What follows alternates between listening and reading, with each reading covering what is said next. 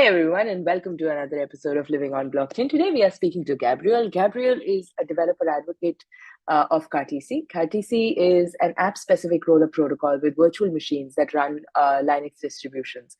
At Cartesi, Gabriel is delivering proof of stake, staking systems, and is also working on developer relations, fostering ecosystem for developers in Cartesi.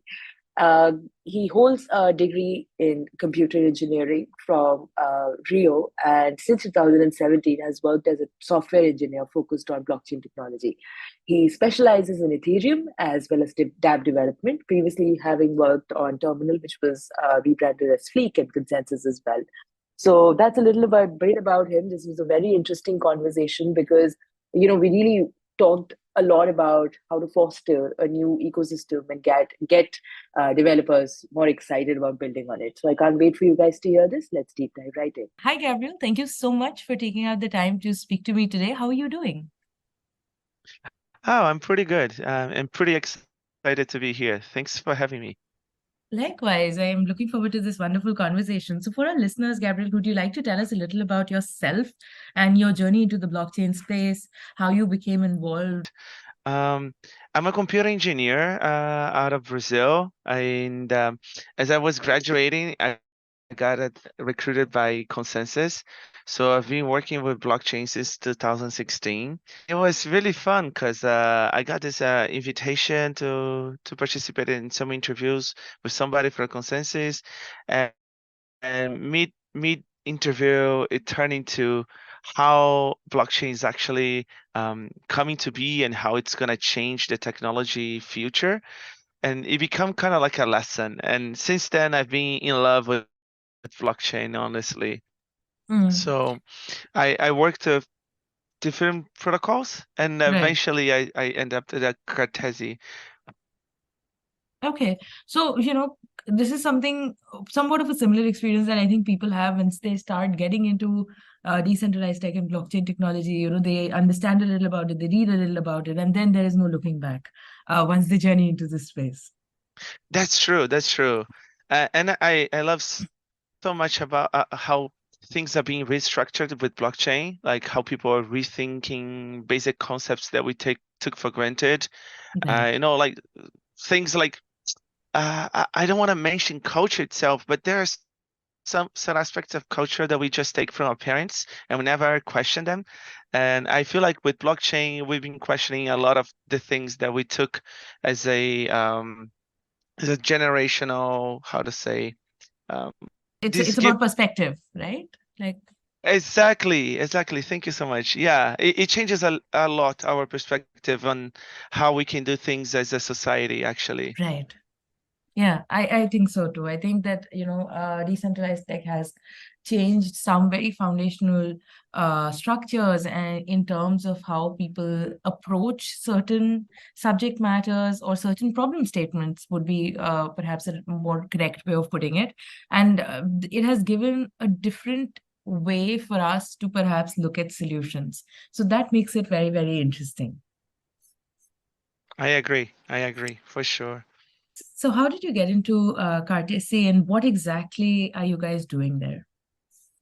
Oh, it's funny because I participate on that DevCon for a while now. Participated in several editions, and in 2019, I was getting ready to go to DevCon Osaka, right? And I saw one of my friends posting something about going to Japan. I entered in contact with him again, and it's one of my university friends. But you know how life is, right? You kind of like lose touch from time to time with people.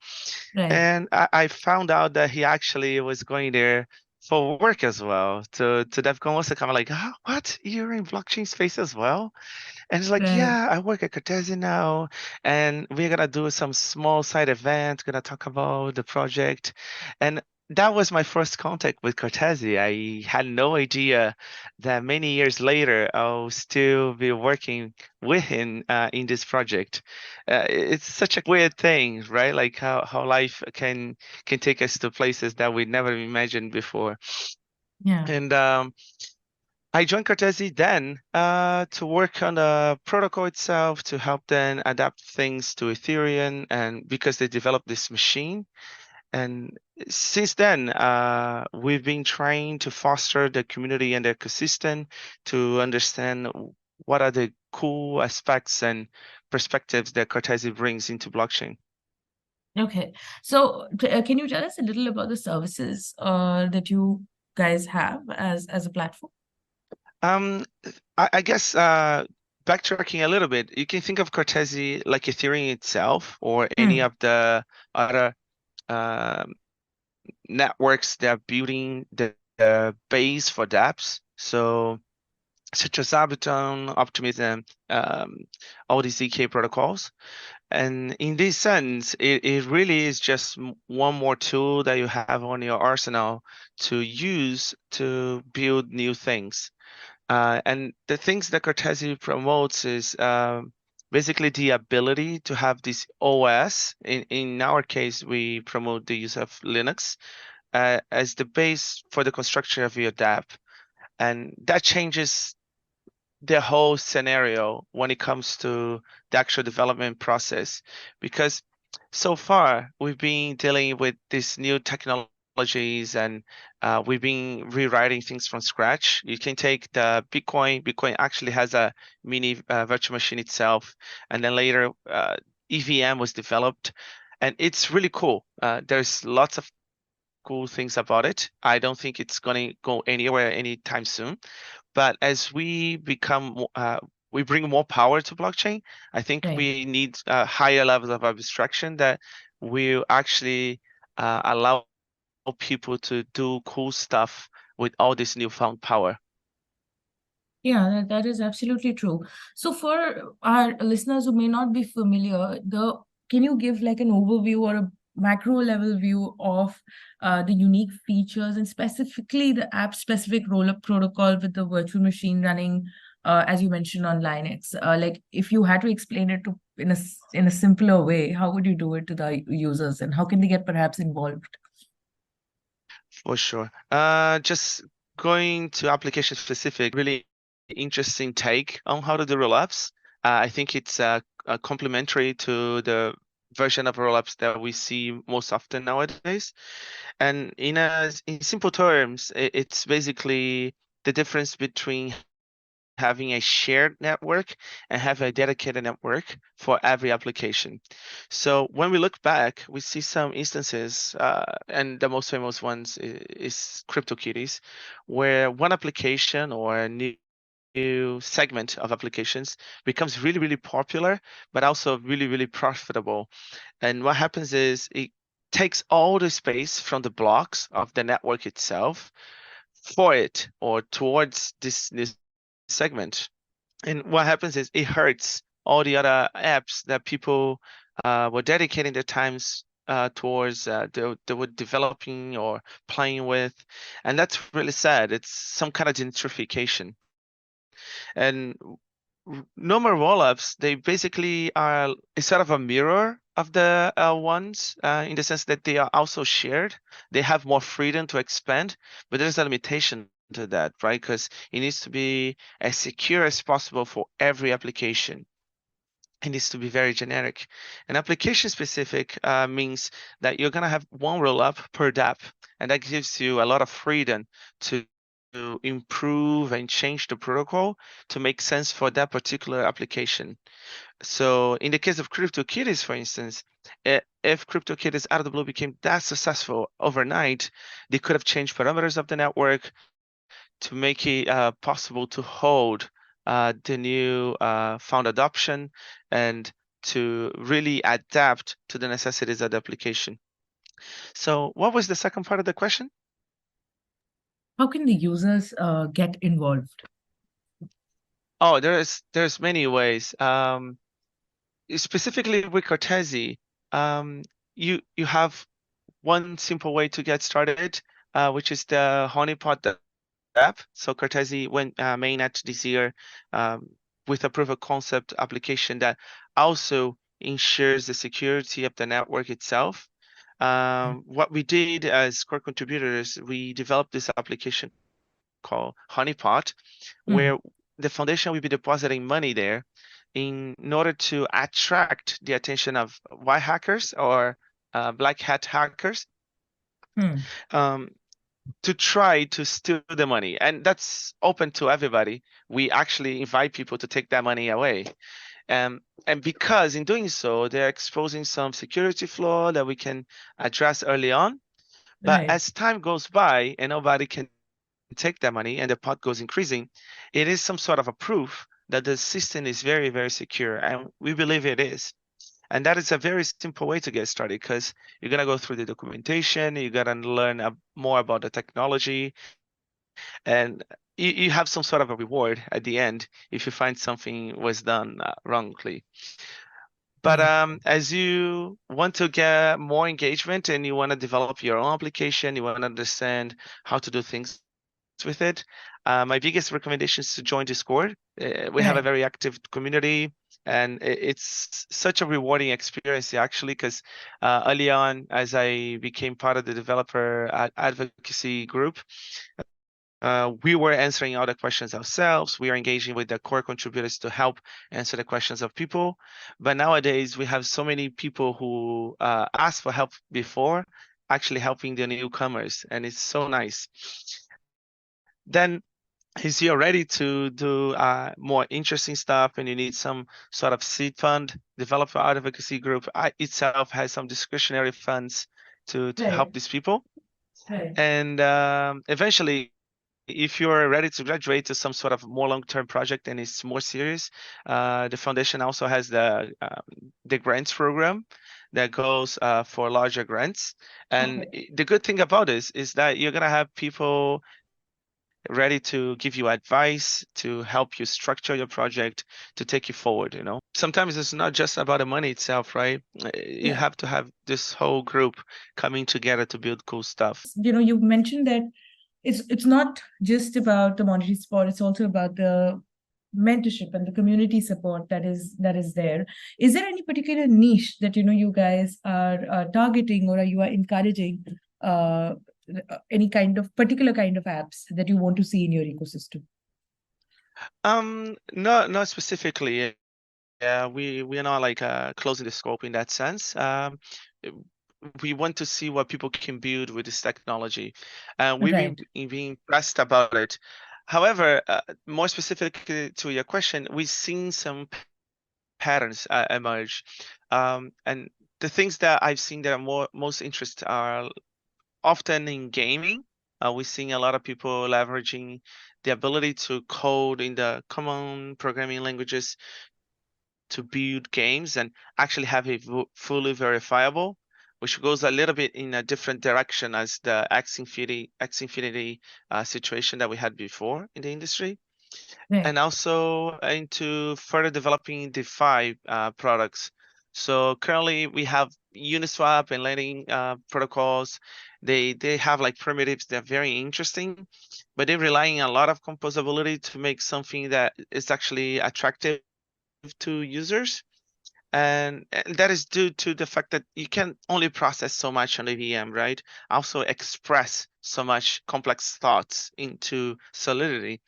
But we're seeing some people in the hackathons and reaching out us on Discord, trying to build more interesting approaches to DeFi that takes the ability of the Cartesi to process things and takes it one step further.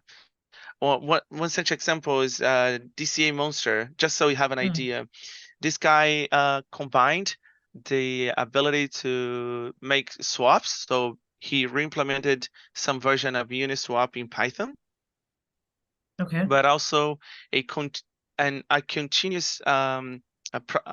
continuous trading over time. So it's like if you want to do spot trading like you do in Uniswap, it works. But now you have a new functionality where you say, oh, I want to trade this token for this token over the period of 1 week. And you have a perfect average in the middle. And that's such a new concept. I haven't seen anybody working with this before. And that is only possible because whenever there is settlements, he can compute all the perfect averages for everybody that participates in the pool of transactions. Wow. Okay, that's very interesting. So, now coming to your role as your current role as somebody who is heading the developer relations, what are the key aspects you focus on to foster the ecosystem of the Cartesian developers apart from the ones that you've already kind of mentioned? I think the things that I'm missing here, I guess, overarching education and reach, Right, and right. some of these are already exemplified. But we are starting a masterclass in Nigeria for 8 weeks, Mm-hmm. trying to foster new communities and bring the concepts of blockchain, because we don't only Cartesi. Cartesi is just a building block. We are going there to teach people how to work with blockchain, and it's going to be very interesting. And we will be expanding this kind of venture further, going to places and holding classes with people who already are developers and just want to join the ecosystem. But also, we've been doing hackathons. We've been participating in podcasts such as these. We've been trying to participate in the conversation and also reach to people that are kind of like um, to the side of the bubble of blockchain currently. Okay. Yeah, I think those are good ways to, keep engage and retain the developers. So how do you guys actively support the developers in creating decentralized apps, and what resources are kind of available to them apart from, say, the documentation? Yes, still on the documentation side, but not so obvious. We've been creating videos. There's some series that's going to be released pretty soon with Tech with Team, for instance. And we feel like with time, as we teach but we learn as well, right? So we feel like some people can learn better with Absolutely. videos and smaller tutorials. We developed a lot of those, so people go away from the very crude and cold-hearted documentation. Um, but also, as people are trying to build things, we have a very um, hand-holding approach where people can be sure that we are gonna give them all the basics. I'm gonna answer all the questions, so they feel like they matter. Actually, sometimes it's about the human connection as well. And then there are smaller initiatives. As you participate in the community Discord, you get NFTs and POAPs, and we are always inviting people to participate on online events and the local events as well. And this gives people a new opportunity to re-engage with the subject. Sometimes you participate on a workshop, but that wasn't a good day, or you didn't have enough time to engage and to build something. But there's always the next one where you can learn again about the technology and feel like now it's a good chance, a good opportunity to learn what was the gaps in your learning from previous interactions. Absolutely. Yeah, that sounds very supportive ecosystem, basically, that you are trying to create for developers. I feel that it becomes like a chicken and egg problem, right? Getting developers to build on a new ecosystem, all the while making sure that you're supporting them in the right way. For sure. And it's funny what you're saying, because not to brag, but I've been going to several East Global events, for instance, and sometimes people are already building something with us, but these are very curious people, right? If they Yeah, approach Cartesi at some point, it's because they are these early adopters. They like to be at the edge of technology invention. So whenever we're seeing them in hackathons again, sometimes they're still building with us, but at the hackathon, they don't want to build anything with Cartesi, but they still come by our booth, they say hi, they stop for coffee, they want to know that they still have a relationship with us personally, which is so interesting. yeah, absolutely. I think everybody wants to understand the secret sauce of being able to, retain developers and encourage them in incentivize them enough so that they are building on your rollup and just keep them retained. I think it's easy to perhaps at least kickstart, folks and ask them to join a particular ecosystem, but have them retained in the ecosystem is a different ball game altogether, where they keep coming back, maybe it for support or for building further, etc. For sure, for sure. It is really difficult, and I think part of the secret sauce, so to speak, it's some of the points I already mentioned, but also really focusing on the people that make sense for the technology you're developing. Right. So in our case, we really focus on the people that grasp the concepts of Solidity, that grasp the concepts of how blockchain works, but they feel like Solidity is such a pain in the ass, honestly. And they could have been doing so much more if it was JavaScript, if it were Python, if you're one of the languages they've been building things with for so long. And after Hmm. they have a taste, they can't stop anymore. Yeah, yeah. That is what happens when, you're able to see. I think anything that, you take on as with perhaps with some resistance in your head that, okay, this is new, and, with some presumptions in your head that it might be difficult, it might be perhaps not that easy for you to get into, then with that resistance comes some sort of unhappiness, and, some you're not able to find joy in it. But once you do start understanding it, then there is no looking back, right? Because then there is a certain joy in creation like no other. Oh, that's true. That's true. Right. Yeah. There are two very interesting moments, like you described, when people are learning Cartesi. First is some kind of like mistrust and a bit of skepticism, where Right. they come to me and they're like, "Oh, so you can run Linux? So how's that?" Kind of like trying to smell the bullshit in the discourse. So we Mm. go explaining then how things are possible, how it is possible to make a verifiable machine, and when it clicks, you see a very perplexed face, but with a hint of a smile, and it's so interesting. And later on, as they develop and they see their first interactions with the blockchain actually live, you see that same moment again. And it's so rewarding for us who are working with the education part of it. Right. Absolutely. There's nothing like seeing somebody fall in love with what you or your team has created, and become like a supporter for your vision. So I think that there's nothing more wonderful than seeing something like that happen. For sure. I agree. So, as someone who's passionate about the future of computation, where do you see most of the exciting developments or breakthroughs, perhaps, happening in this field, especially considering the kind of work you guys are doing?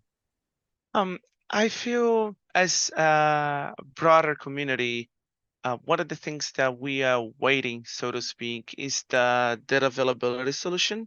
And I speak in broader terms, because there might be more than one. But this is just the next step, right? It's the thing that we are waiting for tomorrow. And this is gonna unleash a whole new generation of applications for blockchain, because now you have access to much more data.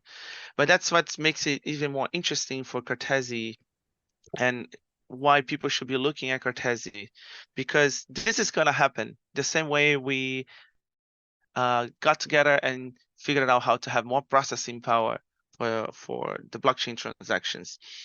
And as we have these new data availability solutions, then you really unleash the power of Cartesi, because now you have this machine that can compute hundreds of times more than Ethereum, and it has a much larger